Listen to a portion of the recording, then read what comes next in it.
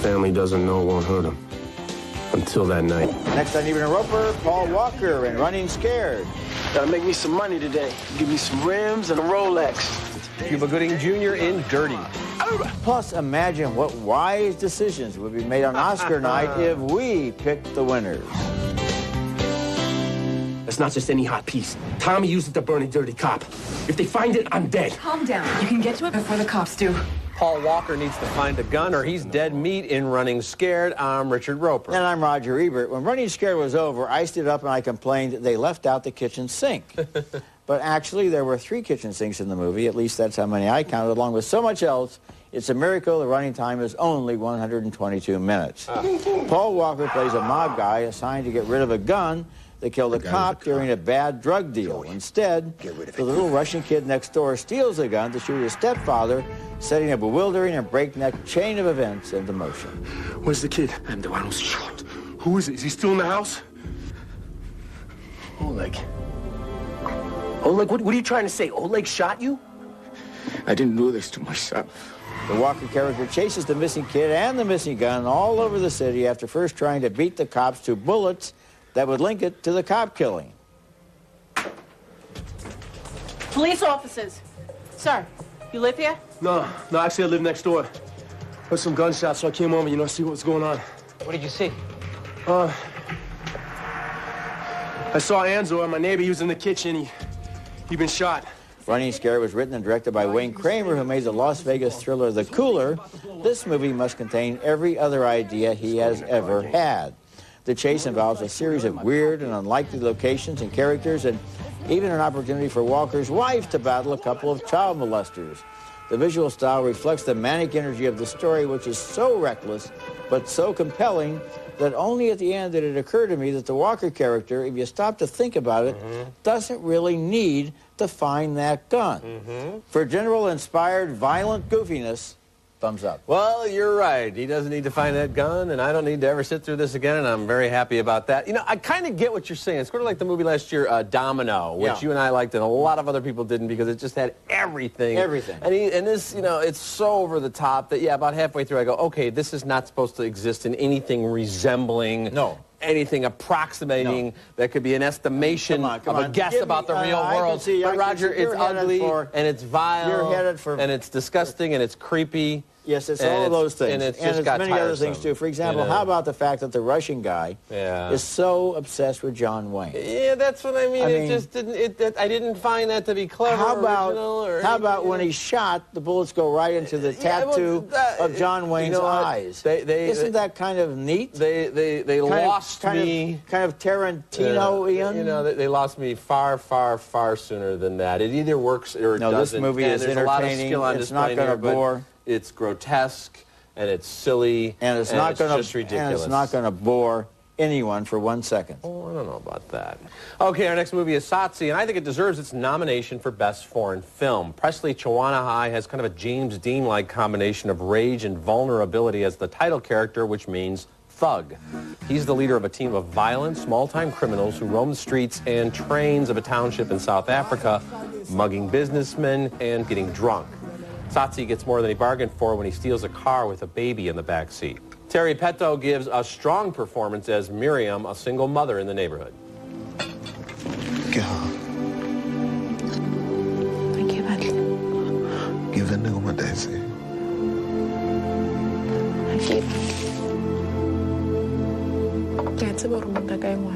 Tsotsi knows he can't care for the baby, but he clings to him as if the child can ease all of his own despair and pain. No, ke na le posi yaka. Manje o tlisa ngwezi morun. Ufuna ukavisa le ngcosi idladla lakhe lakudala. Based on a novel that was set in the 50s, Tsotsi is written and directed with great skill by Gavin Hood. Though not as violent or fragmented as The Great City of God, I thought there were some parallels here.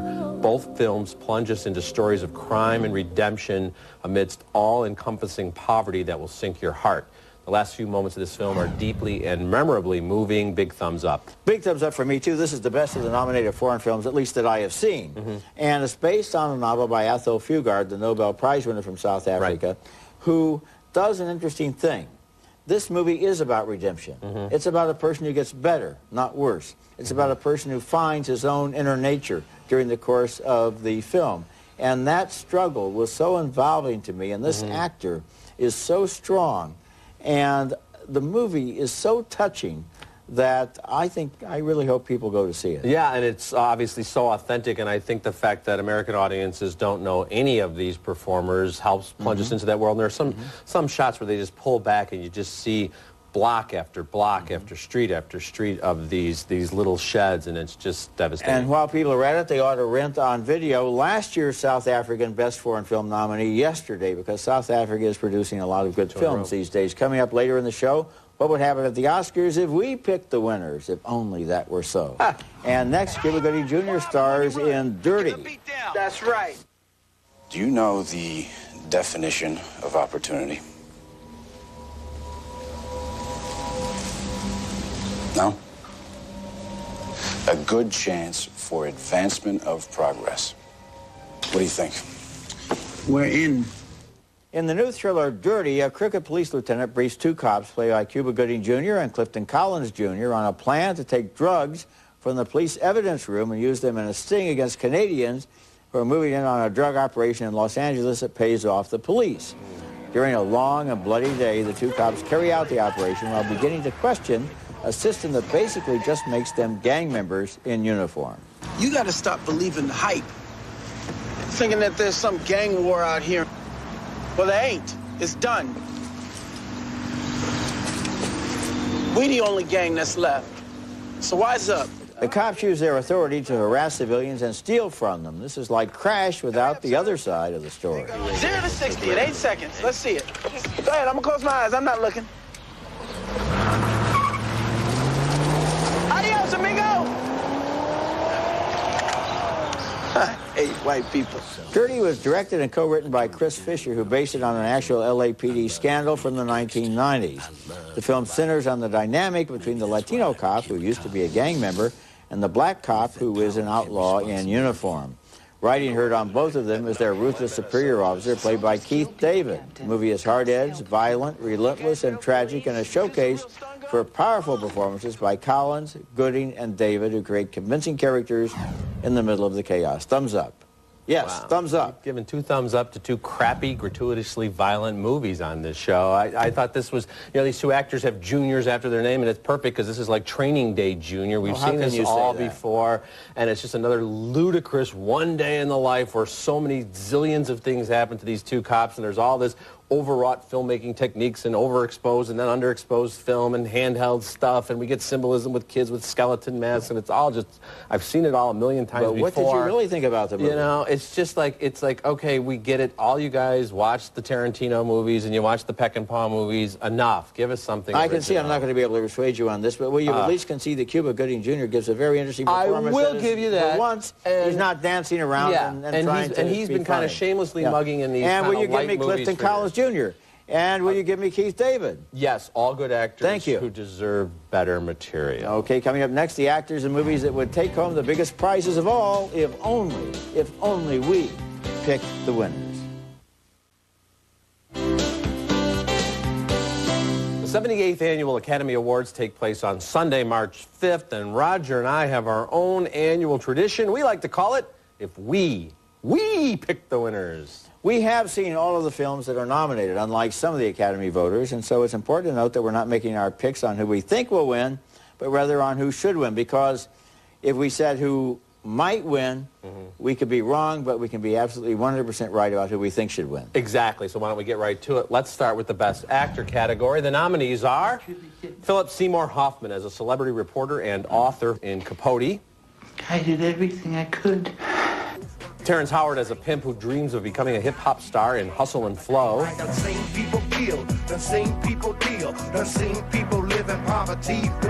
Heath Ledger as a stoic rancher torn between traditional romances and the real love of his life in Brokeback Mountain. I told you, it ain't gonna be that way. Joaquin Phoenix playing the man in black in Walk the Line. I'm on a love walk. The June Carter love walk. And David Strathairn as Edward R. Murrow in Good Night and Good Luck. This is no time for men who oppose Senator McCarthy's methods to keep silent. Roger, your favorite among those nominees? You know, this is a very strong category, but I would pick Terrence Howard, and I think it's because his performance is the most complete in terms of showing the entire arc of a human life and the way that he changes from within, because the art that he wants to make changes him from the person that he was at the beginning of the film. Well, that is an excellent point, and you almost swayed me, but I'm going to stick with my original choice. My favorite of all these excellent performances, Philip Seymour Hoffman in Capote. It is just amazing work. It's not just about affecting the mannerisms and doing an imitation here. He's really playing a very complex character. He's a brilliant writer, sympathizes, empathizes with his subjects, yet manipulates everyone around him. I think actually Philip Seymour Hoffman probably will win, but I still feel Terrence Howard. Okay. Moving on to the Best Actress category, the nominees are Judi Dench as a widow who shakes up London with a nude musical review in Mrs. Henderson Presents. What I say is stick a thing out and it will come right. Felicity Huffman as a man who plans to become a woman in Transamerica. I will be a woman. Keira Knightley as Jane Austen's high-spirited heroine in Pride and Prejudice. That you were the last man in the world I could ever be prevailed upon to marry. Charlize Theron is a Minnesota miner who fights back against sexual harassment in North Country. I'm not quitting. I need this job. And Reese Witherspoon as the country star June Carter Cash in Walk the Line. Rule number 1, don't propose to a girl on a bus. Wow, some good performances there as well. And you know, maybe this isn't fair, but I won't pick Charlize Theron because she has already won. If she hadn't won before, I might say that you know, I would like to see her win.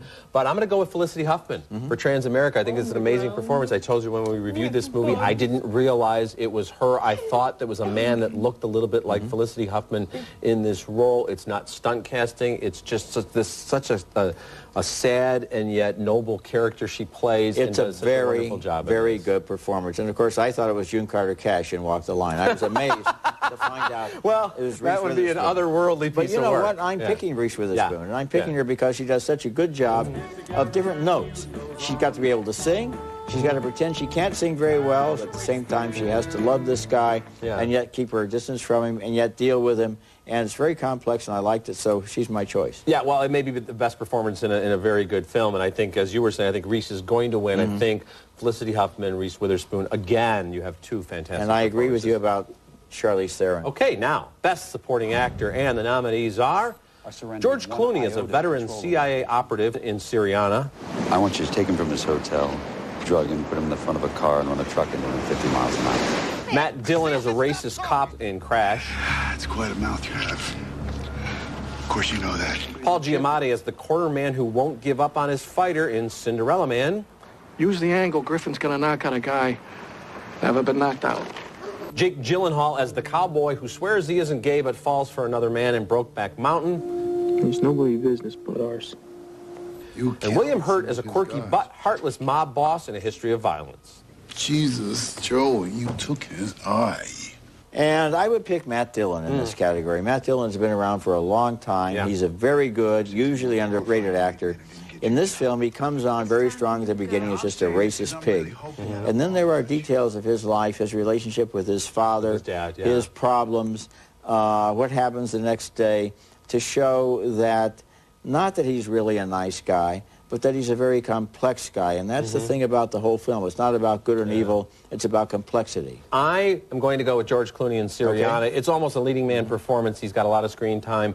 And it's not just another example of a good-looking guy getting a beard and putting on weight. I mean, he is the heart and soul of this film. And this is a guy who believes in what he's doing, even if he has to get his hands dirty. But when he finds out that what he thought was reality isn't and tries to fix it, just seeing Clooney spiral into this and try to do the best thing, it's one of his best performances. Okay, the nominees for Best Supporting Actress are Amy Adams as the pregnant young wife whose spirit holds a family together in Junebug. Wow, you're so beautiful. Catherine Keener as Harper Lee, who goes along for the ride in Capote. Did you? Did you fall in love with him? True. Frances McDormand as a persuasive shop steward in North Country. Okay, now what are you? A cowboy or a cowgirl? I'm a cowgirl. No, not up there, you're not.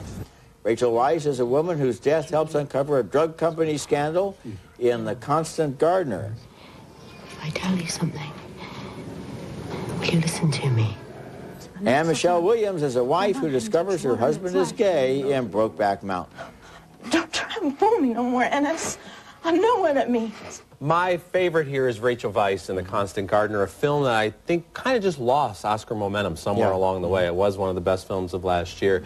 And again, she's really the centerpiece of this film. I mean, most of her role, just about all of it, we really see in flashback. And again, it's somebody who we think we know a lot about. We find out different things about her. This is a really, really strong young actress who gets a great role and delivers it every step of the way. I agree, but you know, I think maybe the best or most effective performance in any category this year is Amy Adams in Junebug. I think that is an amazing, luminous, complex performance, and I love it, and I love the movie. And I just hope that enough voters have seen Junebug to realize how good Amy Adams really is. You've been backing this movie from the start, and I have to agree with you. And in this case, I applaud the Academy for probably, a lot of them probably watched it on the Academy screeners and said, wow, what a good film, and this young actress who just flies off the screen. I mean, she's had some interesting roles in movies like Catch Me If You Can, but here it's like all of a sudden it's like, wow, there's a star in the making. Okay, when we come back, the movie that would take home Oscar if we picked the winners.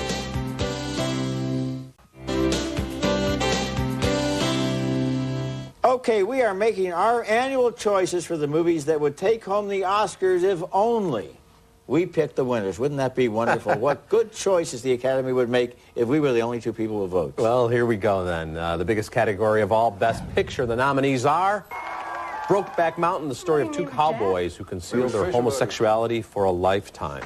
You know, it could be like this, just like this always. Capote, the story of a writer whose life becomes consumed by the book he writes about killings and the killers. I'm going to help find you a proper lawyer. Thank you. Crash, a series of interlocking stories about racism in a society where the same person can be victim and victimizer. Don't act like you know something about me, okay? Good Night and Good Luck, based on newscaster Edward R. Murrow's battle with the slanders of Senator Joseph McCarthy. Our next show is going to be about Senator McCarthy. We're going to go right at him. And Munich, Steven Spielberg's thoughtful thriller about an Israeli team seeking vengeance for the murder of young athletes. You do any terrifying thing you're asked to do, but you have to do it on it. And my choice in this category would be the movie that I picked as the #1 film of the year, and that would be Crash, written and directed by Paul Haggis, with this cast of more than 20 characters who deal with each other in interlocking, coincidental ways that show complexities in racial identity in a multicultural society. This is not just good and evil.